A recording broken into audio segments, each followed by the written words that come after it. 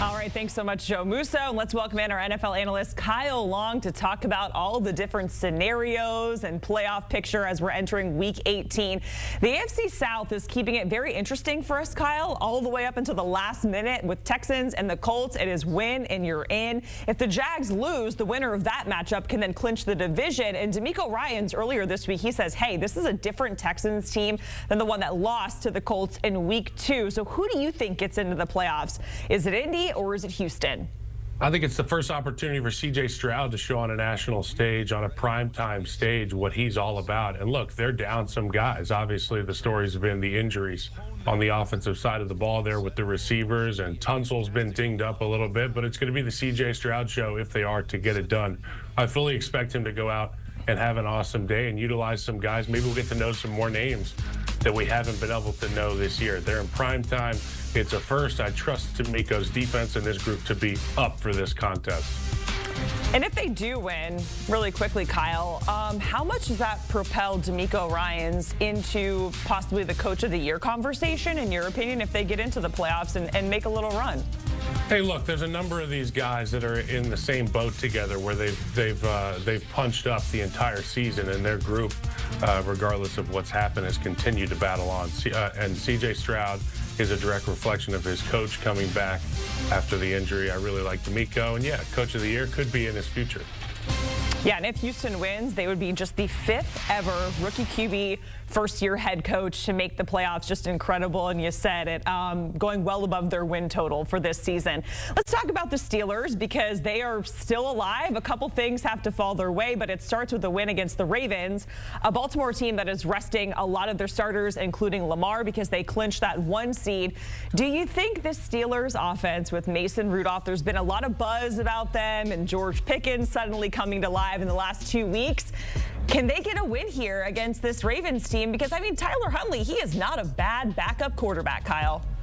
Yeah, Tyler Huntley, a great option there for Baltimore. And you got to understand, these guys getting more reps for the Baltimore Ravens, they hate the Steelers just as much as the starters do. So an opportunity to go in and play spoiler would be perfectly what the Ravens want. And for the Steelers, I heard T.J. Watt this week talk about just the importance of the moment. And I can really relate to that as a player. You know, we have to win and then some. Well, delete the last part of that. We have to win, period, boys. So let's go out here and get a dub. And T.J. Watt, you see there sitting at 17 sacks. He's tied with the top of the list here. He's trying to go make some history as the only player to get the sack championship. I think it's 3 times it'll be if he does it this year. Yeah, and you know, the AFC North, all of them just hate each other, all of those teams, and the Ravens would love nothing more. I think they would love a little bit more to give Mike Tomlin a losing season. Obviously, that is not an option this time around. The 20th straight winning season for the Steelers. Let's talk about the AFC East because this is a huge game, probably the biggest one in Week 18 with the Bills and the Dolphins. Bills are taking on a Miami team that is just riddled with injuries. No Bradley Chubb, Tua dealing with the shoulder injury, Waddle, Mostert, they are banged up, and it's a Bills team that is getting hot at the right time. Who do you think wins the AFC East, Kyle? It's not, well, I think the Bills are going to win the AFC East. It's not, to me, about the injuries so much on the offensive side of the ball. Because, look, Tua has been dinged up his entire career. That was a knock on him. He's been dinged up. But he's been playing, and he's been playing at a really high level. And for the defense on the Dolphins, that's what I'm concerned with. It's getting after Josh Allen. And when you see these great coordinators like Vic Fangio, and we saw them play Spagnuolo a couple weeks ago, I'm talking about Josh Allen playing against Spags. Spags had answers for Josh Allen in terms of, well, I will have a chess piece in the lap of Josh Allen before he throws it. But the X factor is Josh is just unaffected physically. The mismatch is too large between him and any of these defenders, and the big rushers for the Dolphins are out. So that's going to be the key point to watch. Yeah, Josh Allen, he has a pretty good track record against the Dolphins, 10-2 in his career, and crazy to think that the Dolphins are either the 2 seed or they're completely out. That is absolutely nuts. Let's circle back to the AFC South where the Jags, they can clinch the division with a win over the Titans. We know Trevor Lawrence is going to be a game-time decision. Kyle, if you're Jacksonville, do you risk Trevor Lawrence or do you think you can win with C.J. Beathard on the road against a division rival? Well, I mean, Travis Etienne looked pretty darn good this past week. And, you know, he looked to be in the form that we expect him to be, over 100 yards. And he can catch the ball, too. And for C.J. Beathard, if that is the answer to your question, if C.J. Beathard is the guy they trot out there, I have to have full confidence in not only Travis Etienne, but Doug Peterson's scheme and the way he is kind of a soothsayer for quarterbacks. So I feel like maybe you and I could go 50-50 on the reps in Jacksonville and do okay under Doug Peterson. Maybe we wouldn't do very well, but C.J. Beathard would do just fine. And obviously, if Trevor Lawrence plays, I think they're a shoo-in to get this win. Yeah, and they also get Cam Robinson back at left tackle, which is huge for this Jacksonville offense. And then also Christian Kirk back at practice. We don't know if he's going to play or not. Let's talk about the Cowboys. They can clinch the NFC East with the win over the Commanders. On paper, this matchup seems a little lopsided, but we know what happened Week 18 last season when these two teams played. Do you think Dallas can get over their road woes and win with the division on the line? It's all these division rivalries, right? It's all these teams playing against one another. They know each other so darn well, and whether it's a mismatch or not, you know that the game isn't played on paper. So for the Cowboys, they got to take that flight to FedEx Field and make it happen. They have to go get a win, and that's a tough place to play. It's a place that I've been before.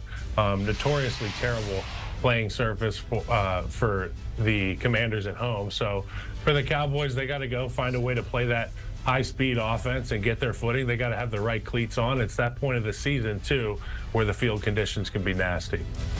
And talking about the Commanders, they've dropped 7 in a row, and there's been a lot of conversation about Ron Rivera's job security. Do you think it's his last game there as the head coach of the Commanders? Yeah, I mean, I think the writing's been on the wall there for the Commanders. There's been certain situational things that have gone awry, and we see it with other coaches throughout the league. Some of these guys aren't really brilliant masterminds when it comes to situational awareness, but he doesn't have the talent in Washington to be playing those types of games. So whether it's turnovers with Sam Howell, which isn't his problem, but it's all the situational stuff, clock management, and also you're a defensive guy. Your defense needs to be flat out better. This next matchup, I'm pumped to talk about it with you, Kyle. The Packers and the Bears. Yeah. All right, so the simplest path for the Packers to get into the playoffs, of course, is a win over Chicago. And Kyle, you know more than anyone as a former Chicago Bear how much the Bears would love to play spoiler to the Packers. So as a former player on that team, what is the mindset of those players as they're about to play spoiler to a division rival? Well, they're in rare real estate in Chicago right now where they're super supported by everybody in the city. And you heard it firsthand through the broadcast. We want Fields. We want Fields through Justin's dominant performance and DJ Moore, their leading receiver, being very vocal in the media. They're in a really good about his support of Justin Fields. They're in a really good place as a football team. And obviously, if you play in Chicago, you understand the fans say, hey, just do one thing for me. I don't care if you lose all the games, just beat Green Bay. They get an opportunity to go do something really special, and I think you parlay this into Justin Fields' return for the next season, and it'll be great. The Bears-Packers rivalry is back on. Bears fans have reason to get up out of bed and be spry and youthful because they have a great quarterback and they've got a team they can get behind. Kyle, I don't know if you've seen our color swaps that we do on our social media channels, but we swapped the colors of these two logos, and all of the, oh my gosh, the Bears fans and the Packers fans, they were just up in arms about it. They're like, please never ever do this again. There was, you know, don't go in the comments. They were really upset. Third rail. That's third rail. My parents say stay away from the third rail, conversationally speaking. Well, you guys just did that with the Photoshop. Yeah, we didn't know what we were getting ourselves into. Let's move on to the NFC South. It is wide open, as it was last season as well. The Bucs, they can clinch with the win over the Panthers. Baker Mayfield, he is good to go. But there is a scenario in the NFC South that, you know, two teams can get into the playoffs involving a tie. Who do you think comes out on top? And what do you think the chances are that we see two of these teams getting into the playoffs? Oh, my goodness. I just have to read all this because as a player, we don't really pay attention to all that stuff. It's like, what week is it? Oh, well, it used to be week 17. Now it's week 18 because we added that game. Okay. Well, now we're playing. We got to win this game. And for the Buccaneers, they go to play Carolina. And I don't really trust the Bucs in this spot, to be honest. The Panthers have played them tough, and Baker's got that rib. That's no fun to play with. I truly think the Saints are going to come out hot and handle their business. It's a tough spot for Arthur Smith's Falcons on the road. Their offense has a lot of question marks. And Heineke, Ritter, who's it going to be at quarterback? Yeah, and it's a lot to read there on that full screen, but it certainly makes it interesting when it comes up until week 18, where we have all of those different scenarios playing out. I know we talked about Ron Rivera and his job security, but now, of course, if we're going to talk about head coaching jobs, we got to talk about the Patriots. They're eliminated from the playoffs, and it's been a topic of conversation for Bill Belichick. Is he going to be back next season? What do you think the chances are that he's coaching his final game here in week 18? I think the writing also is on the wall for Bill Belichick, and I think instead of spray paint, it's like Sharpie, permanent marker, whatever it is. Bill Belichick, I think he's definitely done in New England, but he has had such a legendary run there, and I always get frustrated when fans judge the milk by how it tastes at the end of the bottle. You know what I'm saying? Like, this milk has been so damn good for so damn long, and we've been spoiled with it. And now the milk is spoiled in New England, so we get to see him potentially go get a new jug of milk elsewhere. I look forward to seeing where Bill is. Yeah, and that coaching resume is pretty nice as well as we see it. And, of course, they're third on the list with most wins among a head coach. Kyle Long joining us here on HQ previewing Week 18. Thanks so much, Kyle.